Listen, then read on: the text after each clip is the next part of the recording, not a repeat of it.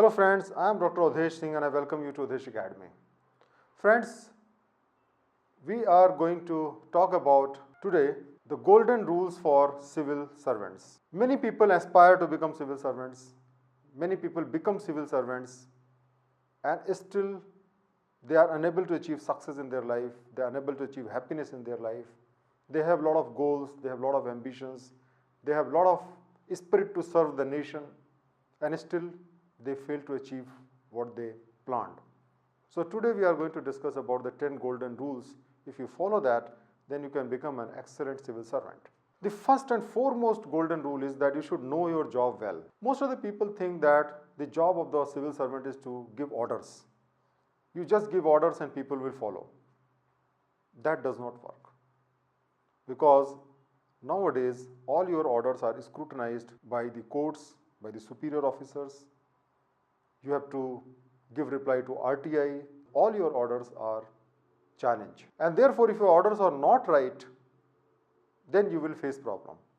And to give the right orders, you should know your job very well. I was a tax officer for 25 years and I know how important it is to know your job well. If you know your job well, then your subordinates will respect you, your taxpayers will respect you, your seniors will respect you, and you will be able to achieve great success in your job. The second important thing is be a ruler. This is a very important rule which a senior officer of mine has taught us in the training period itself. He said that the government officers are the ruler. Now the ruler does not mean the king. The ruler means one who follow the rules. This is a very, very interesting thing in the civil services, that every power is well defined. Every job is well defined. Every rule and procedure is well defined. And as long as you are following the rules, following the procedures, no harm can be done to you. At the same time, if you are having all the good intentions and if you break the law, then nobody can save you. So as far as you are following the rules and laws and doing everything in accordance with that, you will succeed as a civil servant. The third important thing is that you should understand the politics. You must understand that India is a democracy. And you must understand that in a democracy, it is the politician who reaches to the top and they govern the nation. We as a civil servants have to work under them. And therefore, if we don't know them, if we don't know why they are giving orders of what they are giving orders, then we will not be able to make them happy and do our job. The politicians and the civil servant has to work together as a team and not against each other. And that is the only way to become a good civil servant. Therefore, you must understand the politics, why somebody does what he is doing. And there will be a lot of internal politics also within your organization. So you should be able to understand and use that to your advantage if you want to become a good civil servant. The fourth very, very important rule, again given by one of my senior officers, he says that we should not learn do's from the rule, but learn don'ts from the rule. What does it mean? The meaning is that if something is not prohibited, that means you can do it. Now consider the don'ts as the boundary. So outside the boundary, everything is not allowed. So anything which is allowed within that circle, you can do. Now don't learn do's from the rules, because you will find many things are not written that this is what you should do. For example, when we shake hand with each other or touch somebody's feet, have you ever thought where this rule is there? No. But it is not a prohibited thing. This is what everybody does, we follow it. In the same way, unless the rule says no, take that as yes and go ahead. That is the quality of a great civil servant. The fifth important thing is that treat your salary as an honorarium. Friends, civil services is a platform where you get a direct opportunity to serve the people, millions of people. The richest people of the world, like Bill Gates, who has got billions and billions of dollars in their account, they are doing the social service by spending that money. And here you are having an opportunity to do your job, get paid for it, and at the same time do the social service. And therefore, whatever salary you are getting is like a honorarium. Government can never compensate the work which you do. As a district collector, or as a SP or as a commissioner. I remember when I was a commissioner in large taxpayer unit Chennai, we used to collect something around 10,000 crore rupees of revenue. Now naturally, if any corporate collect that much of revenue, the CU will be paid a very huge salary, but I was getting just the ordinary salary. So you have to understand that the type of job you do as a civil servant, nobody can compensate. Your job is too big, but your opportunity to serve is also very big, and you have got this opportunity and you are getting paid. So take that as an honorarium and not as a compensation, not as a salary. This is a very, very important thing. Work with the spirit of service. Another very important rule which I would like to share, particularly with the new civil servants, is that don't accept free lunches. Please remember, in this world there is no free lunches.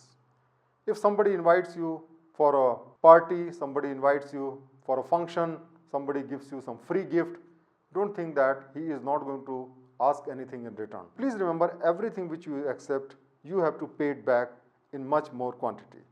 And therefore, don't accept free lunches, because free lunches always come with a great obligation, and you may not like to fulfill those obligations because they may not be legal. So don't accept the free lunches. Live within your means. That is very, very important for a civil servant. Next important thing is be result oriented. Now this principle of course works in all the organizations, including the government organizations.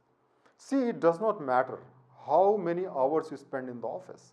What is most important is what is the result of that. If your results are not good, then mere working hard is of no use. And therefore try to see that you achieve your goals rather than just working hard. So for that you have to decide what are your goals. Like in the tax department, for example, you can decide that my revenue is the goal, pendency is the goal, then you have anti-evasion as a goal, and then work on those 3-4 goals. So decide your goals in the organization and try to achieve those results. That's very, very important. Eighth important thing is divide and conquer. This is of course a timeless rule, divide and conquer. See, every organization has people of different varieties. There are honest people, there are dishonest people, there are good people, there are bad people, there are efficient people, there are inefficient people, there are hardworking people, there are lazy people. And you must try to divide them and take the right people with you. So you must reward the hardworking people, you must reward the efficient people, you must reward the honest people. When you take sides and reward the goodness, then either the bad will convert themselves into good, or they will become redundant and they will be sidelined. So you must understand that you should not treat all your subordinates, all your people as one block. You must consider that they are different as the colors of the spectrum, and then you must try to see that you concentrate and you focus on one side, reward them, and naturally that will weaken the other side. So divide and conquer is one of the very important principles of administration. Always follow that. The ninth important thing is that you should maintain a work-life balance. I find that work-life balance is very, very important. Many times we neglect it. We focus on work, too much on work, neglect our family. When we come back home, then our family is not there with us to support us. At the end of the day, you will find that your family is the biggest emotional support to you. And if you don't get emotional support at home, your efficiency in the office will also start declining.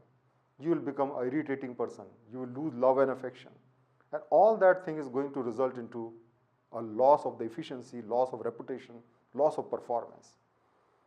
So treat your family as the foundation on which you are going to build your career. Don't neglect it. But at the same time, don't focus too much on family and neglect your profession. That is also not good, because from the profession you earn your bread and butter, and it is important for us to be loyal to that. So we have to maintain a delicate and good balance of both the things. And finally, my friend, you should never stop growing. I read this beautiful quote that you don't grow old, you become old when you stop growing. And this is one of the major problems which I find in the government service, because in the government service, your performance is not that material. Ultimately, your promotions are decided by seniority, your pay are decided by seniority, and therefore many people stop growing because they don't feel any incentive of improving themselves as a professional, as a person. So I must say that you should not fall into that trap. Always keep growing by learning new things, doing new things, experimenting with life, and enjoying your life. Develop a passion, develop a hobby, read books, or do anything. But keep growing throughout your life, because if you keep growing, then you will feel happy, and that will give you a joy in whatever you are doing. So I believe that if you follow these 10 golden rules, your life will become very good and you will become an excellent civil servant. And not only these rules are beneficial in the civil services, but they are also beneficial in any job, any profession, any career. You can follow these rules and you can see the positive change in your life. Thank you very much for watching the video, and I hope that you've liked the lessons and you've liked the message which is given in this video. Please follow that and you will see the difference. Thank you very much.